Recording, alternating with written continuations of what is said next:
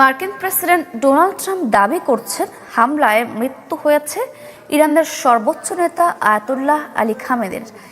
Israeli গণমাধ্যমও জোরে সোরে প্রচার করছে এই তথ্য। তবে ইরান এ খবরকে মনস্তাত্ত্বিক যুদ্ধের অংশ হিসেবে দেখছে, নাকচ করেছে খামেনির মৃত্যুর খবর। তবে আলী খামেনির মেয়ে, জামাতা ও নাতির মৃত্যুর খবর আসছে ইরানি গণমাধ্যমগুলোতে। একদম আম সরবে, ইফতারে হোক ঠান্ডা ঠান্ডা আম।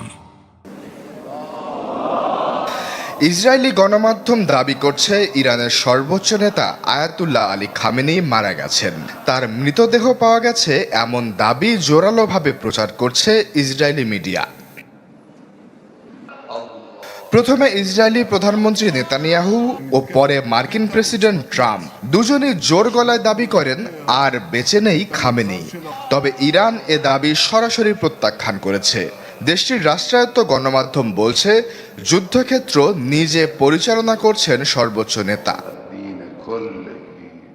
তবু কাটছে না রহস্য। অনেকের দাবি খামেনির নিজের গলায় কোনো বার্তা না আসায় তার বর্তমান অবস্থা নিয়ে জন্মাচ্ছে সংশয়। ধারণা করা হচ্ছে তার সাথে যোগাযোগ বিচ্ছিন্ন তেহরানের। খামেনি বেঁচে আছেন কি নেই সেই উত্তর এখনো অনিশ্চিত, কিন্তু নিশ্চিত যে ইরানের নেতৃত্ব কাঠামো এখন ইতিহাসের সবচেয়ে বড় সংকটে।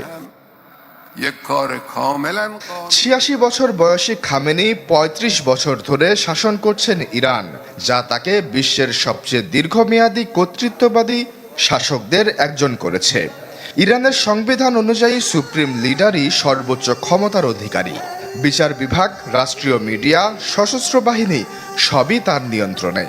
ইরানের সংবিধানের ১১১ অনুচ্ছেদ অনুযায়ী সুপ্রিম লিডারের মৃত্যু হলে প্রেসিডেন্ট, বিচার বিভাগের প্রধান এবং গার্ডিয়ান কাউন্সিলের একজন বিচারক নিয়ে গঠিত ৩ সদস্যের একটি কাউন্সিল নতুন নেতা নির্বাচিত না হওয়া পর্যন্ত সাময়িকভাবে দায়িত্ব পালন করবে।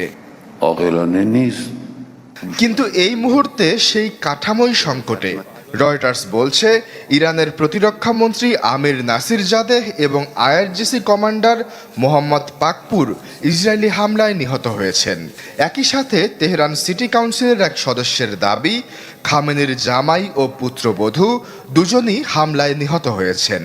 এই অবস্থায় উত্তরাধিকারের সাংবিধানিক প্রক্রিয়া চালু করাই এখন কঠিন হয়ে পড়বে। সম্ভাব্য উত্তরসূরির ক্ষেত্রে সবচেয়ে বেশি আলোচনায় ছিলেন খামেনির ছেলে মোজতাবা খামেনি।